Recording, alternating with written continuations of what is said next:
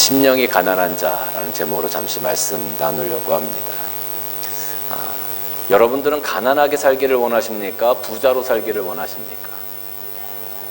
그럼 뭐 당연한 거죠. 가난하게 살기를 원하는 사람은 없을 거예요. 그래서 우리는 되지도 않을 로또를 자꾸 사고 그 로또를 사서 기대하기도 하고 하는 삶을 살아가게 되어집니다. 왜 부자로 살고 싶으십니까? 여러분은 왜 부자로 살아가기를 원하십니까? 부자 그러면 일단 뭐가 많아요? 뭐가 많아요? 돈이 많아요. 물질이 많아요. 물질이 많은 사람, 돈이 많은 사람을 우리가 부자라고 얘기하는데 돈이 많으면 왜 좋을까요?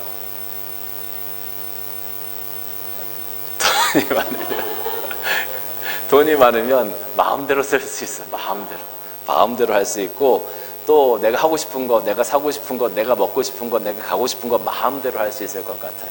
그래서 돈이 많으면 참 좋고 행복하고 평안할 수 있을 것 같아요.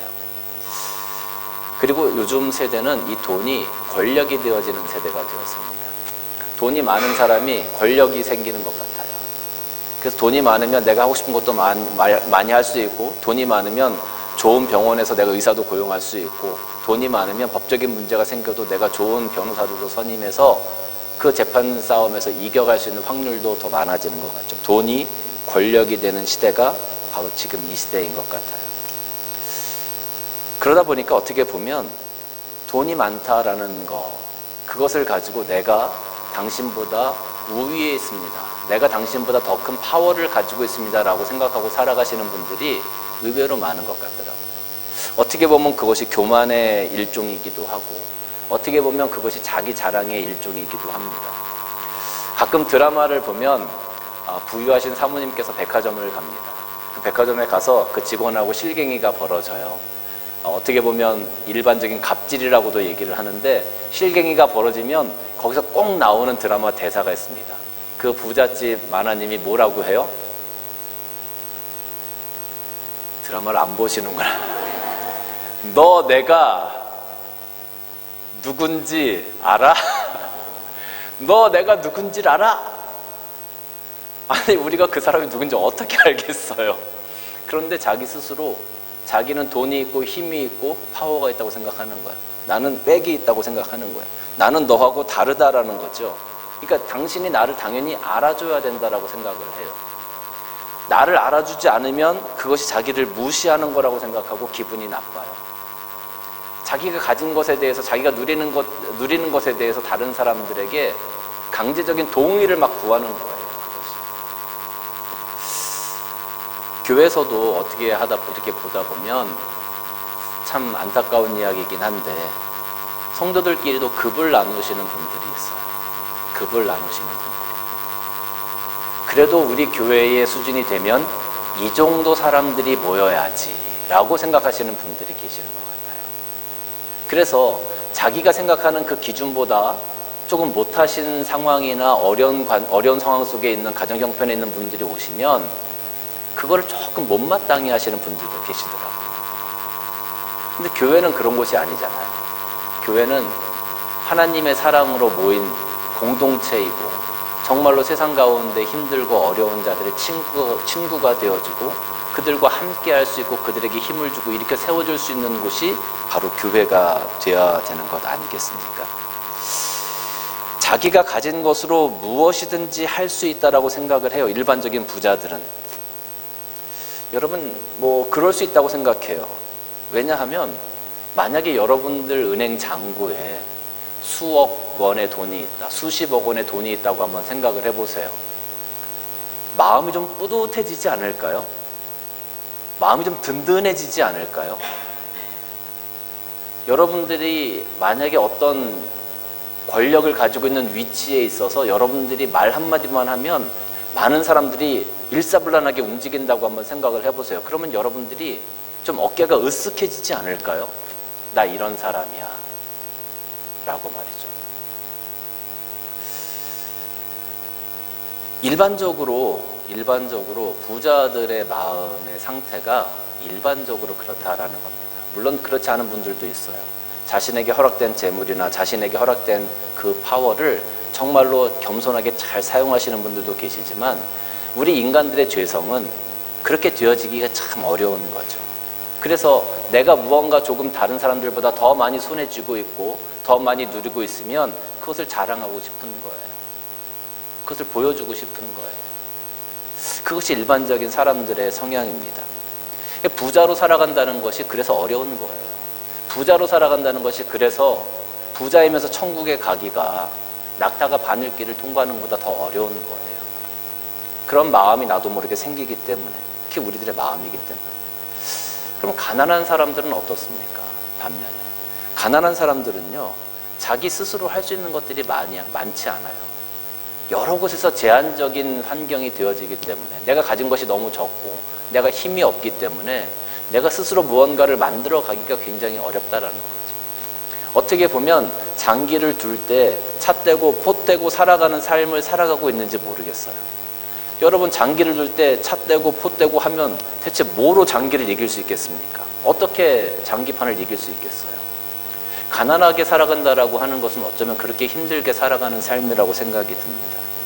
누군가의 도움이 필요하고 누군가를 의지해야 하고, 내가 가진 것이 적으니 내가 자랑할 것도 없고, 내가 남을 도와주고 싶어도 내 주머니가 늘 비어있으니 내 마음대로 그들을 섬겨주기도 어렵고, 내가 하나님 앞에 무언가 좀 더 하고 싶은데도 내가 내 삶을 살아가기 바쁘니 그렇게 하지 못하는 경우들이 얼마나 많은지 몰라요. 물론 그것이 불행하다는 것은 아닙니다. 가난하다는 것이 불행한 것은 결코 아니죠. 조금 불편할 뿐이죠. 우리가 삶을 살아가는 데 있어서. 그럼에도 불구하고 좋은 점도 있어요. 많이 가지지 못하신 분들은 작은 것에도 감사할 수 있는 마음이 생기더라고요. 나에게 주어진 작은 것에도 감사하고 그것에 만족할 수 있는 마음이 우리 마음 가운데 생기더라고요. 부자인 사람들은 작은 것에 감사하기가 어려워요. 이미 자기들이 많은 것들을 누리고 있기 때문에. 그런데 조금 가난하게 사시는 분들은 작은 것에도 감사하고 그것에 기뻐하고 만족할 수 있는 마음들이 생겨지게 되더라라는 거죠.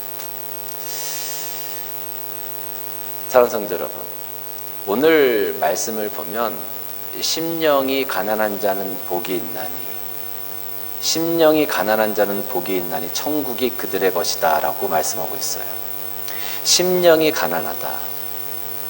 만약에 우리들의 심령이, 우리들의 마음이 세상의 것으로 가득 채워져서 더 이상 가난한 심령이 되지 않는다면 과연 우리는 바른 삶을 살아갈 수 있을까? 하나님께서 기뻐하시는 삶을 살아갈 수 있을까? 한번 고민해 보기를 원하는 겁니다. 우리의 마음이 무엇으로 채워져서 부유해져 있는가를 한번 고민해 보자라는 거죠. 내 마음이 왜 가난해져야 될까요? 내 마음이 왜 부유해지면 안 될까요? 부유해진다라는 것은 세상의 것으로 가득 채워진 나의 마음을 이야기하는 겁니다. 내가 세상의 소망으로 가득 채워지고, 내 마음이 물질의 것으로 가득 채워지고, 내 마음이 내 삶으로 가득 채워지고, 내 마음이 내 욕망과 소망으로 가득 채워져서 정말로 그것으로 가득 채워져서 내 마음이 부유한 사람들, 그런 사람들이 있어요. 그러면 그 사람들의 삶의 발걸음은 어떻겠습니까? 그 사람들의 삶의 발걸음은 항상 그 마음을 쫓아가게 되어져 있어요. 내 마음 가운데 물질이라는 것으로 가득 차 있으면 항상 그 사람의 발걸음은 물질을 쫓아가게 되어져 있습니다. 내 마음 가운데 건강이라는 것으로 가득 차 있는 사람들은 그 건강에 늘 신경을 쓰면서 살아가요. 내 마음 가운데 가정이라는 것이 가득 차 있으면 그 가정을 향해서 늘 살아가게 되어져 있어요. 물컵에 물이 가득 차 있습니다. 그러면 그 물컵을 이렇게 탁 건드렸을 때 그 물에서, 그 물컵에서 포도주가 쏟아지겠습니까? 뭐가 쏟아질까요? 물이 쏟아지는 거죠. 물컵에 오렌지 주스가 가득 차 있어요. 그 컵을 건드리면 오렌지 주스가 흘러나오게 되어져 있습니다. 우리의 마음에 무엇으로 가득 채워져 있느냐에 따라서 우리들의 삶의 방향이 결정되어지고 내 삶의 발걸음이 결정되어지게 된다라는 거예요. 그래서 우리는 항상 우리들 마음에 무엇으로 채울까? 하나님의 것으로 채울까? 세상의 것으로 채울까? 무엇으로 부유해져야 될까?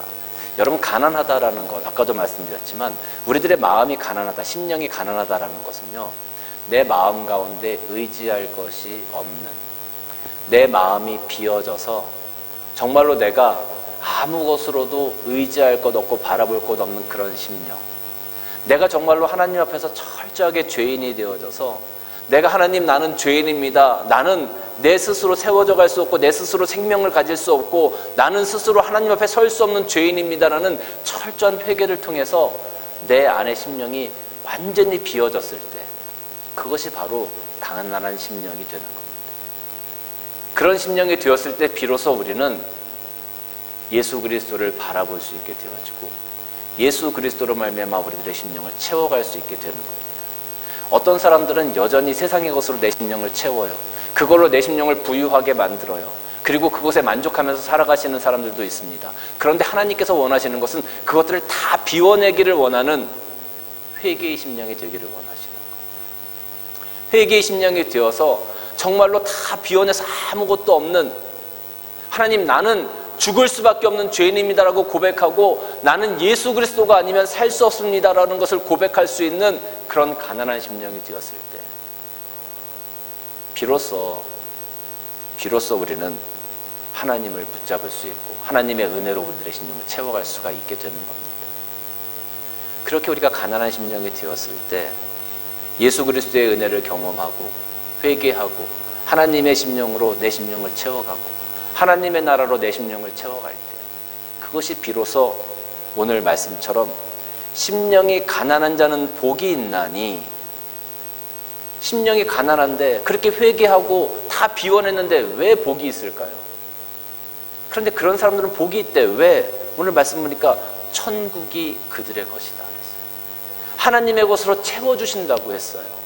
회개하고 하나님 앞에 나온 심령을 하나님의 은혜로 채워주신다고 했어요. 하나님의 소망으로 채워주신다고 했어요. 하나님의 마음으로 채워주신다고 했어요. 하나님의 나라로 채워주신다고 했어요. 이것이 천국을 소유하는 길이라는 거죠. 오늘 누가복음 18장 말씀을 보면 바리새인과 세리의 기도가 나옵니다. 바리새인이 하나님 앞에 기도할 때 서서 따로 기도했다 그랬어요. 바리새인이 그 세리나 이런 사람들하고 같이 기도하는 게 아니고 따로 이렇게 나와서 기도해요. 따로. 왜 따로 기도했을까요? 바리새인은 스스로 생각한 겁니다. 나는 너희들과 급이 달라. 급이 달라. 그리고서 기도합니다. 하나님, 나는 다른 사람들, 토색한 사람, 불의한 사람, 간음하는 사람들과 어떻다고요? 같지 아니하다. 이 세리와도 같지 아니합니다. 그리고 그것을 감사합니다. 말이 안 되는 거죠. 어떻게 하나님한테 이런 기도를 할 수 있을까요? 제가 말씀을 준비하면서 이 기도문을 보면서 충격이었어요. 아니, 어떻게 이렇게 기도할 수 있지? 이게 가능한가? 너무 충격이었어요. 만약에 이런 기도가 교회 안에 있다고 하면 저는 진짜 그 교회는 아니라고 생각해요. 그런데 이게 마음이 부유한 사람들이 아까 제가 말씀드린 급을 나누잖아요. 이게 정확한 표현인 것 같아요. 그분들의 마음을 정말 이렇게 표현한 것 같아요. 근데 하나님께서 이런 기도를 기뻐하시겠어요? 아니, 안 기뻐하시겠죠. 근데 세리는 13절 보니까 멀리 서서 그랬어요. 멀리 서서. 세리는요, 그 기도하는 사람들 가운데 들어오지도 못했어. 그리고 멀찌감치, 한마디로 말하면 교회 저 뒤편에 혼자 멀찌감치 앉아있는 거예요. 그리고 나서 거기서 기도합니다. 감히 눈을 들어 하늘을 쳐다보지도 못했대요. 여러분, 아이들이 잘못했을 때 엄마 아빠가 야단치잖아요. 그러면 아이들이 고개 푹 숙이고 엄마 아빠 눈도 못 쳐다보잖아요. 하늘을 쳐다보지도 못하고 가슴 치면서 하나님 불쌍히 여기소서. 나는 죄인입니다. 나는 죄인. 하나님 앞에 철저한 회개하는 마음으로 나갔어. 이게 심령이 가난한 사람의 모습이라는 거죠. 이게 심령이 가난한 사람의 모습. 심령이 부유한 사람들은요, 바리새인들처럼 기도할 겁니다. 그런데 심령이 가난한 사람은 오늘 세리처럼 기도하는 거예요. 철저히 나는 하나님, 나는 죄인입니다. 나는 하나님의 죄인입니다. 그때 하나님 예수님께서 뭐라 그러셨어요? 14절 말씀 보니까 내가 너희에게 이르노니 저 바리새인이 아니고 이 사람이 의롭다 하심을 받고 집에 갔다. 심령이 가난한 사람, 가난한 자의 모습으로 세리가 나왔어. 세리가 어떤 사람입니까? 모든 사람들에게 지탄받는 죄인입니다. 바리새인이 누굽니까? 모든 사람들에게 인정받는 의인의 모습입니다. 그런데 하나님께서 그 죄인을 선택하셨잖아요. 죄인이 더 의롭다라고 말씀하시잖아요. 왜? 하나님 앞에서 심령이 가난한 자의 모습으로 섰기 때문에 그가 하나님 앞에서 의롭다 하심을 입은 거예요. 여러분, 심령이 가난해져야 합니다. 우리는 세상의 것으로 부유하게 자꾸 되려고 하지 마세요.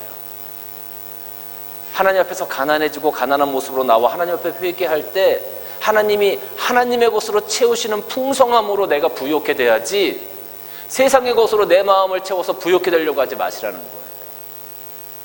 그런데 사람들은 자꾸 세상의 것으로 내 마음을 채우죠. 내 삶을 채우죠. 그리고 그렇게 살아가는 것이 잘 살아가는 것처럼 생각합니다. 인정받는 것으로 생각합니다. 그런데 하나님께서 그걸 기뻐하시지 않는다는 거예요. 누가복음 14장 말씀 보면 어떤 사람이 큰 잔치를 베풀었어요. 그리고 사람들을 청했어요. 사람들을 잔치 시간을 정해놓고 종들을 보내서 다 청했는데 여기 18절 말씀 보니까 다 일치하게 사양하여 한 사람은 뭐라고 그랬어요? 나 밭을 사가지고 그 밭 보러 가야 됩니다. 두 번째 사람은 내가 지금 소를 샀는데 소를 보러 가야 됩니다. 세 번째 사람은 내가 지금 장가 들어서 장가 가야 됩니다. 자기 마음 가운데 세상의 것들이 다 있어서 그것으로 말미암아 자기의 심령들 다 채운 사람들인 거예요. 하나님이 부르시는데 그 부르심에 응답하지 못하는 거죠. 왜? 이미 내 마음은 콩밭에 가 있어. 이미 내 마음은 딴 데 가 있어. 이미 내 마음은 내가 원하는 것으로 부유하게 되어져 있어. 그러니까 하나님이 부르셔도 응답하지 않는 거예요, 그들은.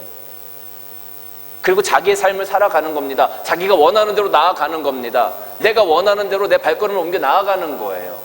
아까 컵 안에 물이 들었을 때 물이 흘러나오고 주스가 들었으면 주스가 흘러나오는 것처럼 저들 마음 가운데서는 밭이 있고 저들 마음 가운데 소가 있고 저들 마음 가운데 장가가는 게 있는 거예요. 그러니까 하나님께서 부르셔도 거기에 응답할 수가 없는 거예요.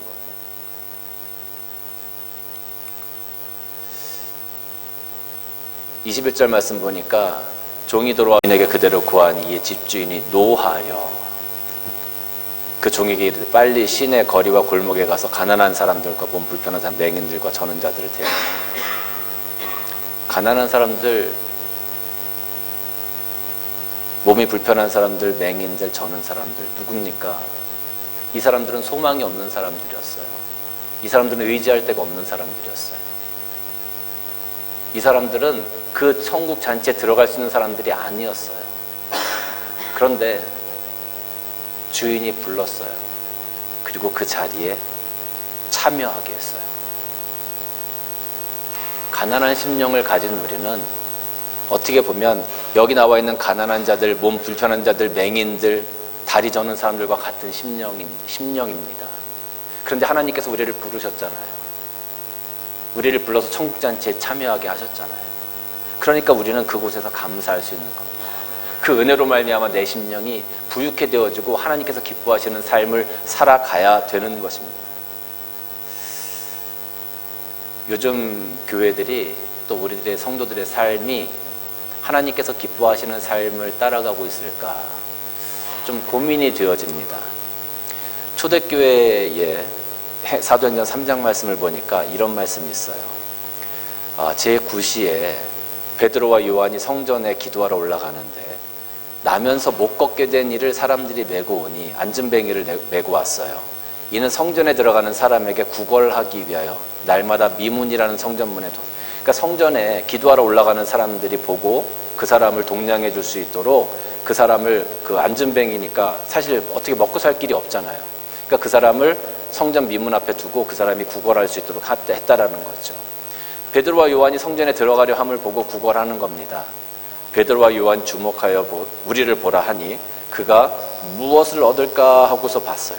혹시 뭐 한 푼 쥐어줄까 하고 봤다는 거죠. 그때 베드로가 이렇게 얘기합니다. 6절 말씀을 우리 6절 말씀 같이 한번 읽겠습니다. 시작. 베드로가 이르되 은과 금은 내게 없거니와 내게 있는 이것을 내게 주노니 나사렛 예수 그리스도의 이름으로 일어나 걸으라. 베드로가 은과 금은 내게 없거니와 내게 있는 이것을 내게 주노니, 내게 있는 게 뭐예요? 바로 나사렛 예수 그리스도의 이름으로 일어나 걸으라 라고 했을 때 그 안전뱅이가 일어났다라고 기록하고 있거든요. 여러분, 이게 가장 교회다운 모습이고요, 여러분, 이게 가장 심령이 가난한 자들이 복받는 모습이라고 저는 생각이 들었어요. 근데 요즘 교회들은, 요즘 성도들은 어떻게 하는지 아세요? 제가 이 말씀을 가만히 생각해 보면 이런 생각이 들었어요. 요즘 교회와 요즘 성도들이 이르되 나사렛 예수 그리스도의 이름은 내게 없거니와 내게 있는 이것을 내게 주노니 은과 금으로 일어나 걸으라. 그런 생각이 들더라고요.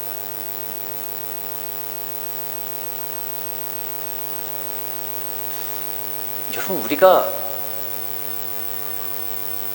우리 교회가, 우리 성도들이 너무 이상해진 것 같아요. 정말로 우리가 무엇으로 내 가난한 심령이 부유하게 되어야 되는지를 잊어버린 것 같아요.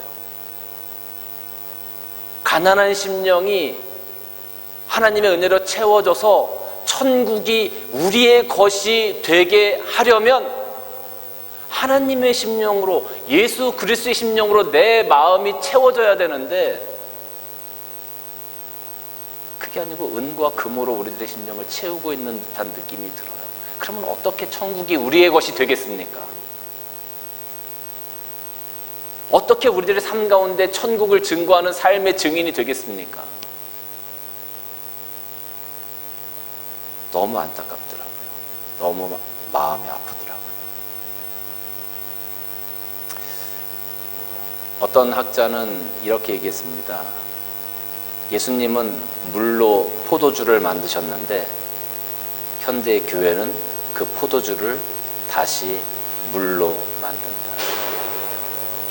하나님께서, 예수님께서 정말로 아무것도 아닌 물을 값진 포도주로 만드셨는데 그 값진 포도주로 만든 것을 다시 아무것도 아닌 것으로 만들어가는 현대교회의 모습을 풍자한 말이에요. 사랑하는 성도 여러분, 우리의 심령이 먼저 가난해져야 합니다. 세상의 것으로 부유했던 내 심령이 이제는 하나님 앞에서 정말 가난한 심령으로, 회개하는 심령으로, 예수 그리스도만 바라는 심령으로, 하나님만 소망하는 심령으로 바뀌어져서 정말 가난한 심령이 되어져야 합니다. 그리고 그 가난한 심령 가운데 하나님께서 주시는 은혜로 예수 그리스도의 이름으로, 예수 그리스도의 십자가로 채워져서 천국을 소유할 수 있는 그런 부요한 심령이 되어져야 되는 겁니다. 이것이 오늘 우리가 바라보고 나가야 되는 삶의 방향이라는 거예요.